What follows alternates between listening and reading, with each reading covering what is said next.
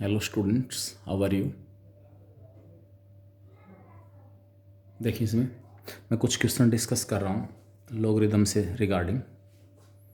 पहला क्वेश्चन हमारे पास है, evaluate the following log of cos 60 with base sin 30।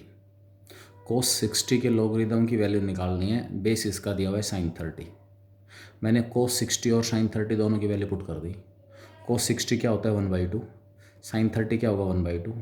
log of 1/2 with base 1/2। Log की प्रॉपर्टी है log of any number with same base. किसी भी नंबर के लॉगरिदम की वैल्यू सेम बेस के विद रिस्पेक्ट में किसके इक्वल होगी 1। इसलिए 1/2 का लॉगरिदम 1/2 बेस के विद रिस्पेक्ट में किसके इक्वल आएगा 1 के इक्वल आएगा। इसका मतलब इसकी वैल्यू क्या आ गई 1 आ गई। जब आपको लॉगरिदम का बेस 10 नहीं दिया हुआ है, टेबल यूज नहीं हो सकती, वहाँ लॉग की सारी प्रॉपर्टी यूज होंगी, जो 8-9 प्रॉपर्टी आपको मैंने बताई है, उनकी हेल्प लेके। नेक्स्ट, जैसे log ऑफ 1.3 बार, आपने 9th क्लास में पढ़ा होगा इस टाइप के नंबर्स के बारे में। 1.3 बार non terminating decimal expansion, non terminating और रिपीटिंग हमारे पास ये एक्सपेंशन दिया हुआ है, ठीक है। अब आपके पास इसके अंदर क्या है, ये 1.3 बार है। पहले मुझे इस 1.3 बार की वैल्यू निकालनी पड़ेगी। क्या होगा, देखो 1.3 बार को मैंने लिख लिया 1 प्लस 0.3 बार। 0.3 बार की वैल्यू मैंने निकाली। मैंने 0.3 बार को x ले लिया, x let x equal to 0.3 bar. 0.3 bar का मतलब है 0.3333 and so on up to infinity. क्योंकि जो डिजिट रिपीट हो रहे हैं उनकी संख्या केवल एक है, 3 रिपीट हो रहा है बार बार, इसलिए दोनों साइड्स को मैंने 10 से मल्टीप्लाई किया। 10x इक्वल टू आ गया, ये डेसिमल यहाँ से एक डिजिट राइट में शिफ्ट हो जाएगा, 3 पॉइंट एंड सो ऑन। अब ये जो रिपीटेशन है अप टू इन्फिनिटी गया हुआ है, इसको मैंने अलग लिख दिया 3 प्लस 0.333 एंड सो ऑन। अब ये वाली जो टर्म है वो मैंने x लेके चला था मैं, तो ये 3 प्लस x हो जाएगा। 10x की वैल्यू 3 प्लस x हो गई, ये x लेफ्ट में आके minus 9x equal to 3, x की वैल्यू 1/3 आ गई। x 1/3 है, तो अब आपके पास 1 प्लस जो 0.3 बार था, 1 प्लस 0.3 बार, वो किसके इक्वल आ गया, लॉग ऑफ 1 प्लस 0.3 बार। 0.3 बार हमारे पास किसके इक्वल है 1/3 निकाला मैंने, तो 1 तो ये रहा और 1/3 ये है। 1 प्लस 1/3 टोटल कितना हो गया 4/3 हो गया।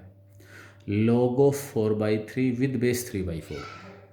मेरे पास जो प्रॉपर्टी है उसकी हेल्प से किसी भी नंबर के लॉगरिदम की वैल्यू उसी बेस के विद रिस्पेक्ट में 1 होती है। लेकिन यहाँ पर लॉग है 4/3 का और बेस 3/4। क्या रिलेशन है दोनों में, 4/3 और 3/4 में? 4/3 और 3/4 में क्या रिलेशन है, दोनों एक दूसरे के रेसिप्रोकल है। तो मैंने इस 4/3 को क्या लिख दिया, 3/4 की पावर -1 लिख लिया। लिख सकता हूँ 3/4 की पावर -1 क्या आएगी, 4/3 तो आएगी। अब इस -1 से पीछा छुड़ाएंगे। पहले जो -1 पावर है, ये वाली प्रॉपर्टी यूज कर ली मैंने, log of m raise to power n with base a, it is equal to n times of log of m। ध्यान रखना पावर कुछ भी हो सकती है, पॉजिटिव नेगेटिव कुछ भी, लेकिन जो m है वो पॉजिटिव होना चाहिए। ये n बाहर आ जाता है log से, n times log of m with base a। तो यहाँ पर जो पावर -1 थी वो बाहर आ गई, -1 बाहर आ गया। log of 3/4 with base 3/4, log of any number with same base 1 के इक्वल है, तो लास्ट में क्या आ गए -1 आ गया। यानी कि ये जो आपके पास दिया हुआ है इसकी वैल्यू भी क्या आ रही है -1 के इक्वल आ रही है। इसी प्रकार है log ऑफ 2 + √3 विद बेस 2 - √3। 2 + √3 के लॉगरिदम की वैल्यू विद बेस 2 - √3। देखो यहाँ पर जो बेस है ना, बेस वो हम सेम बनाने की कोशिश करें, जो बेस हमारे पास वही नंबर हम ऊपर बनाने की कोशिश कर रहे हैं। अब ये 2 + √3 दिया हुआ है, 2 + √3 को मैंने चेंज किया 2 + √3। 2 + √3 को मैंने 2 - √3 से मल्टीप्लाई कर दिया, 2 - √3 से डिवाइड कर लिया। ऊपर a + b into a - b, a², 2 का स्क्वायर 4, माइनस में √3 का स्क्वायर 3, 4 - 3 हो गया 1, तो 1/2 - √3 हो गया। 1/2 - √3 ऊपर जाके 2 - √3 की पावर -1। मेरा मकसद था इस 2 + √3 को 2 - √3 में चेंज करना। तो 2 + √3 किसके इक्वल आ गया, 2 - √3 की पावर -1। अब 2 + √3 के लॉगरिदम की वैल्यू निकालनी है, तो इसकी वैल्यू मैंने पुट कर दी 2 - √3 की पावर -1। ये -1 पावर है, फिर बाहर आ गई सेम प्रॉपर्टी। -1 बाहर आ गया, log of 2 minus root three with base 2 minus root three, 2 minus root three के लॉगरिदम की value with base 2 minus root three, फिर 1 आ गया, इस -1 की वजह से ये वाला आंसर भी क्या आ जाएगा, -1 ही आ जाएगा। क्लियर। नेक्स्ट क्वेश्चन हमारे पास है लॉग विद बेस 5 है, root five and so on up to infinity. Root 5 के अंदर रूट 5 इनफाइनाइटली मैनी टाइम्स आया हुआ है। तो हम क्या कर रहे हैं, मैं पहले इसकी वैल्यू निकाल रहा हूँ कि जो root five and so on, ये इनफाइनाइटली मैनी टाइम्स जो स्क्वायर रूट आया हुआ है रूट 5 के अंदर रूट 5 का square root and so on, इस सारे को मैंने एक्स कह दिया। देखो इसके अंदर पहले सॉल्यूशन लिखा हुआ है, तो पेन कहाँ चल रहा है वहाँ नज़र हो आपकी। इस सारे को मैंने एक्स कह दिया, स्क्वायर कर लिया। इस बाहर वाला जो स्क्वायर रूट है ना वो ख़त्म हो जाएगा, स्क्वायर कर दे, सारे स्क्वायर रूट खत्म नहीं होंगे, केवल बाहर वाला। तो जो 5 है ना, ये वाला 5, एक 5 बाहर आ जाएगा, बाकी वही रूट के अंदर है जड़ी सारे के सारे। अप टू इन्फिनिटी दिया हुआ है, इन्फिनिटी। यहाँ पर ये process infinitely many times repeat हो रहा है फिर से, और अगर ऐसा हो रहा है तो उसको मैं एक्स कह के चल रहा हूँ। तो ये मेरे पास 5 बार था, स्क्वायर करने के बाद एक 5 बार हो गया, और उसके बाद जो अंदर है वो भी सारा का सारा फिर से क्या होगा, एक्स ही होगा। यानी कि आप यहीं से इसको रूट 5x कह सकते हो, इक्वल टू एक्स, क्योंकि ये बाहर वाला रूट और 5 छोड़ दो, 5 और रूट, और इसके बाद आगे वाला जो केस है ना, आगे वाला, इससे आगे फिर से सारा का सारा किसके इक्वल है, एक्स के इक्वल है। तो मैंने इसको क्या लिख दिया, root 5x equal to x. दोनों साइड्स का स्क्वायर कर लिया, x square equal to 5x आ गया, x square equal to 5x। क्योंकि x नॉन जीरो है इसलिए x से x कैंसिल हो गया, तो x की वैल्यू क्या आ गई, 5। यानी कि इस सारे को मैं x मान के चल रहा था, इसकी वैल्यू क्या आ गई, 5 आ गई। तो क्वेश्चन रिड्यूस हो गया, log of 5 with base 5। Log of any number with same base किसके इक्वल होता है, 1 के इक्वल। इस वजह से इसकी जो वैल्यू हमारे पास वो फिर से किसके इक्वल आ गई, 1 के इक्वल आ गई। यानी कि ये वाला जो क्वेश्चन आपके पास है वो भी किसके इक्वल आ गया, 1 के इक्वल ही आ गया आंसर। नेक्स्ट है log of 10 1 into log of 10 2, multiply है, into log of 10 3 and so on last में लॉग ऑफ 10 89 तक। 89 टर्म्स का प्रोडक्ट है। पहले टर्म log ऑफ 10 1, दूसरी log ऑफ 10 2, तीसरी log ऑफ 10 3, डिग्री में एंगल log ऑफ बीच में 10 45 मिलेगा। 1 डिग्री से और 89 तक जो एंगल्स हैं डिग्री तक, उनका टेंजेंट और उनका लॉगरिदम का प्रोडक्ट है। बीच में आपको कहीं ना कहीं 10 45 मिलेगा, क्योंकि 1 डिग्री से 89 डिग्री के बीच में 45 भी आएगा। 10 45 की वैल्यू क्या होती है, 1 होती है। तो बीच में एक टर्म होगी जो log 1 बन जाएगी। क्या बन जाएगी, log 1। और log 1 की वैल्यू आपको पता है क्या होती है, 0। जो प्रॉपर्टी बताई उसमें बताया था 1 का लॉगरिदम हमेशा 0 होता है। तो log 1 की वैल्यू 0 आने की वजह से ये सारा का सारा हमारे पास क्या हो गया, 0 हो गया, क्योंकि इस प्रोडक्ट की एक टर्म किस में कन्वर्ट हो गई, 0 में। तो इन सब का प्रोडक्ट भी क्या आ जाएगा, 0 आ जाएगा। तो इस तरीके से क्वेश्चन आपका कंप्लीट है। उसके बाद नेक्स्ट क्वेश्चन है सोल्व फॉर एक्स की वैल्यू निकालनी है हमें। 7 raise to power log of x with base 7 plus में 2x प्लस 9। ये सारा का सारा 7 बेस है, ये सारी इसकी पावर है, और 2x प्लस 9 अलग से दिया हुआ है। मुझे यहाँ से x की वैल्यू निकालनी है। प्रॉपर्टी होती है आपके पास a raise to power log with base a, ये सारी टर्म कैंसिल हो जाती है।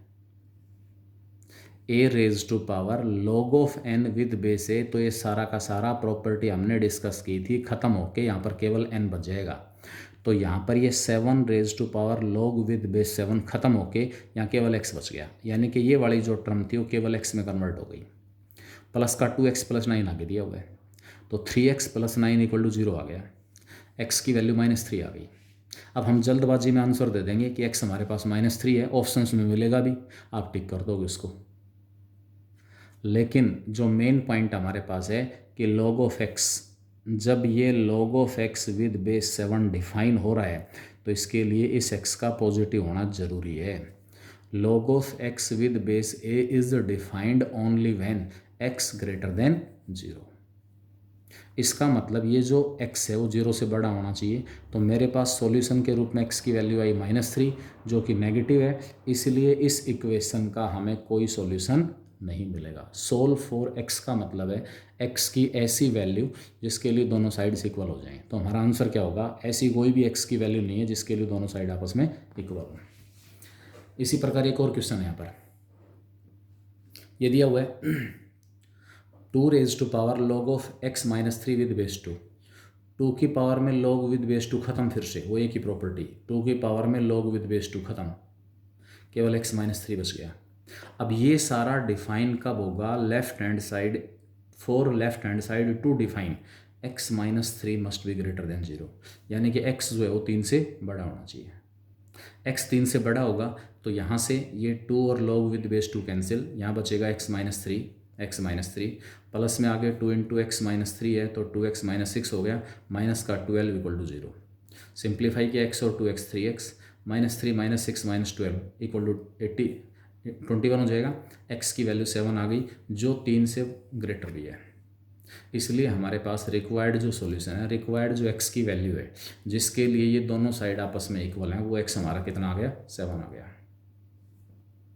एक और क्वेश्चन दिया हुआ है, solve log of x -3 with base 2 equal to 4। मतलब x -3 के लोगरिदम की value with base 2 equal to 4 दिया हुआ है, यहाँ से मुझे x निकालना है। ये मेरे पास लोगरिदमिक फॉर्म है। कौन सी फॉर्म है, लोगरिदमिक फॉर्म। मैं इसको एक्सपोनेंशियल फॉर्म में चेंज कर रहा हूँ। एक फॉर्म होती है a की power x equal to n, दूसरी होती है log of n with base a equal to x। Exponential form का जो बेस है वो लोगरिदमिक फॉर्म का बेस होगा, बेस में तो कोई प्रॉब्लम है ही नहीं। तो यहाँ लोगरिदमिक फॉर्म का बेस 2 है, तो जो इसकी एक्सपोनेंशियल फॉर्म होगी उसका बेस क्या हो जाएगा, 2 हो जाएगा। ये n है और ये स्मॉल x है, तो a की पावर में x, 2 की पावर में 4 इक्वल टू x -3 आ गया।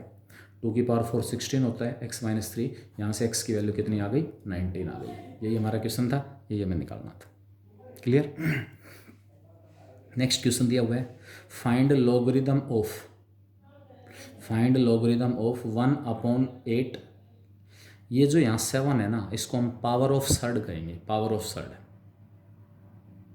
रेडिकल या पावर ऑफ सर्ड। रेडिकल हैं, सर्ड्स का आपके पास टॉपिक आता है, पता नहीं आप लोगों ने पढ़ा या नहीं पढ़ा।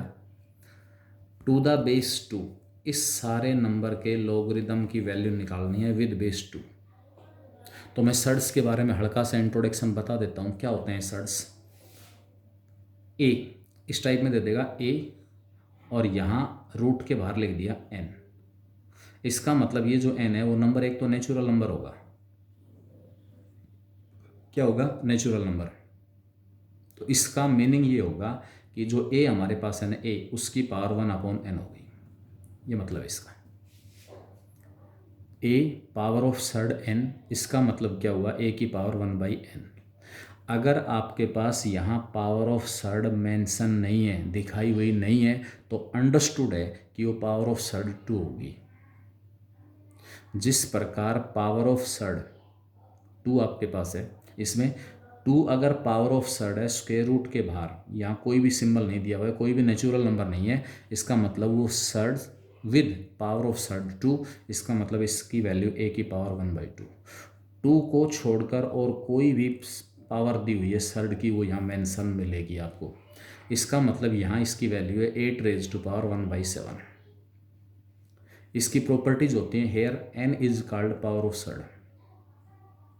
बेसिक मैथमेटिक्स वाला जो असाइनमेंट है उसमें भी आपके पास एक क्वेश्चन दिया हुआ है, भाई ये 3 नंबर हैं, 3 रेज टू पावर 1/2, 3 सर्ड्स दी हुई हैं, 7 रेज टू पावर 1/3 और 2 रेज टू पावर 1/6। इनमें से सबसे बड़ा कौन है, अरेंज देम इन असेंडिंग और डिसेंडिंग ऑर्डर। तो ऐसे केसेस में सबसे पहले मुझे जो पावर ऑफ सर्ड है उसको सेम बनाना पड़ेगा। क्या बनाऊंगा, यहाँ पावर ऑफ सर्ड है 2, यहाँ पावर ऑफ सर्ड है 3, यहाँ पावर ऑफ सर्ड है 6। तो 2, 3 और 6 का एलसीएम कितना आएगा, 6 आएगा। इसका मतलब यहाँ पावर ऑफ सर्ड सेम बनाएंगे, वो पावर हमारे पास क्या बनेगी, 6 बनेगी।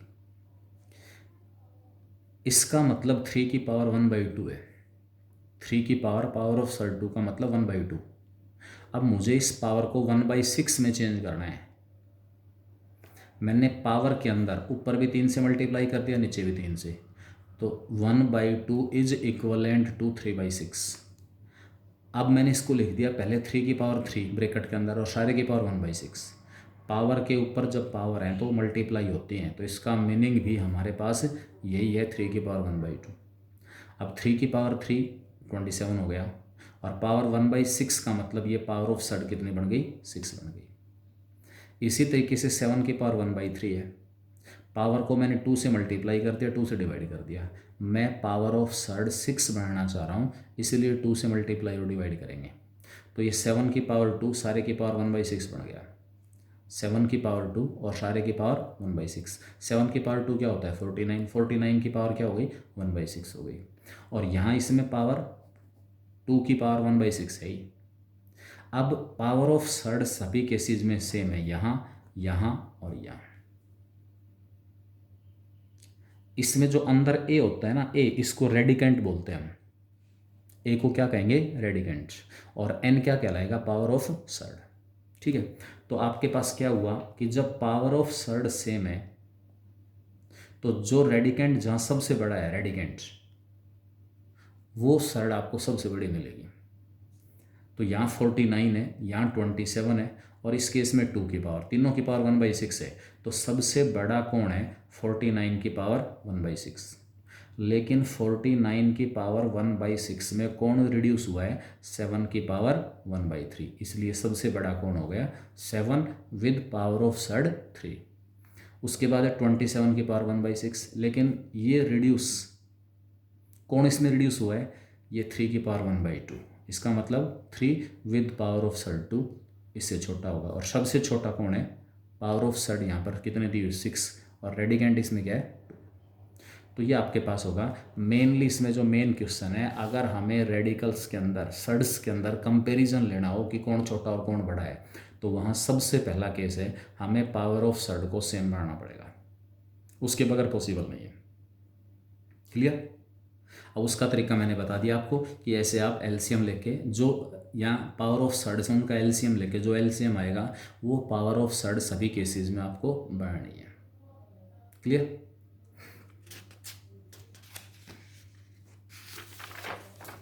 अब मैं वापस क्वेश्चन के ऊपर आता हूँ। मुझे निकालना था लॉग विद बेस 2 ऑफ 1/8 और इसकी पावर ऑफ सर्ड दी हुई है 7। इसका मतलब ये 8 की पावर 1/7 हो गया। 8 की पावर कितना आ गया, 1/7।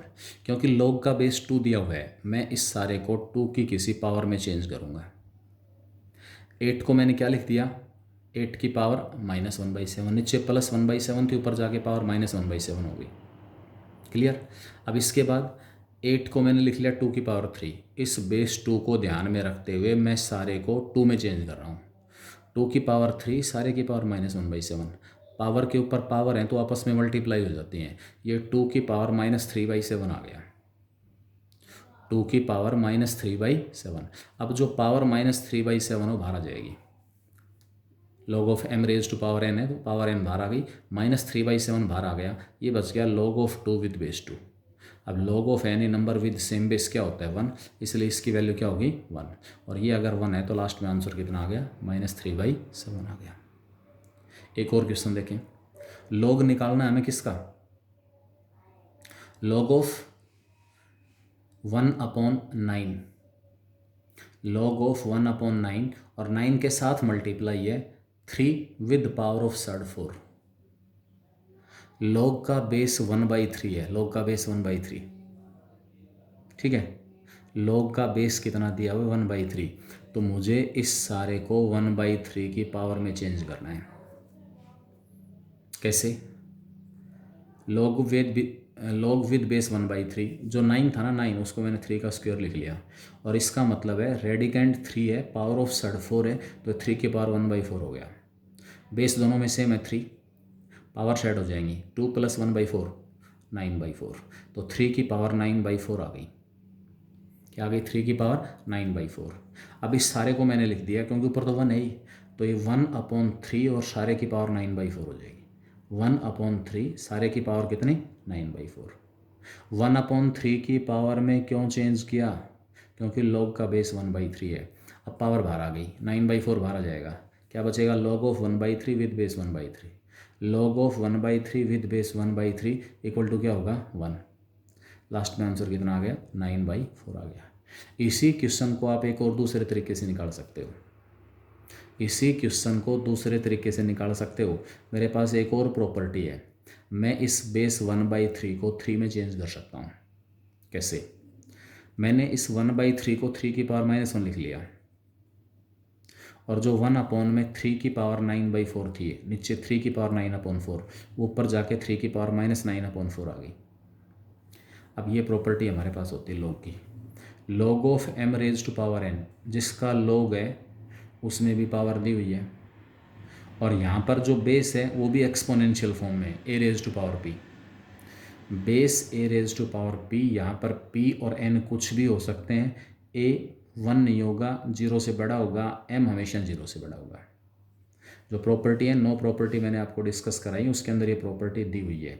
तो उस केस में यहाँ ये जो पावर है वो तो नमरेटर में बाहर आ जाएगी, n बाहर आ जाएगा, और जो यहाँ बेस के अंदर जो पावर p है वो डिनोमिनेटर में बाहर आ जाएगी, यानी कि ये बन जाएगा n/p, ये वाली पावर बाहर n, यहाँ जो बेस a की पावर p है वो पावर बाहर आ गई, तो n/p बन गया log of m with base a, यानी कि मैं ये प्रॉपर्टी यूज़ कर रहा हूँ।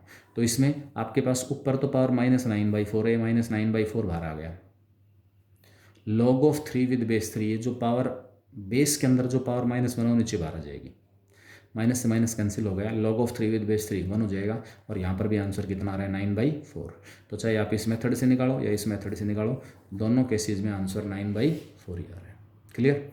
अब मैं कुछ असाइनमेंट आपके पास भेज रहा हूँ, इन्हीं से रिलेटेड सिंपल क्वेश्चन हैं कि भाई इन नंबर्स का लॉगरिथम निकालो इस बेस के रिस्पेक्ट में, तो आप खुद ट्राई करोगे उन क्वेश्चंस को, ताकि पता चले कि क्या आप लोगों ने सीखा है। ठीक है, बाकी हम अगले वीडियो लेक्चर के अंदर कुछ और भेजेंगे मटेरियल आपके पास।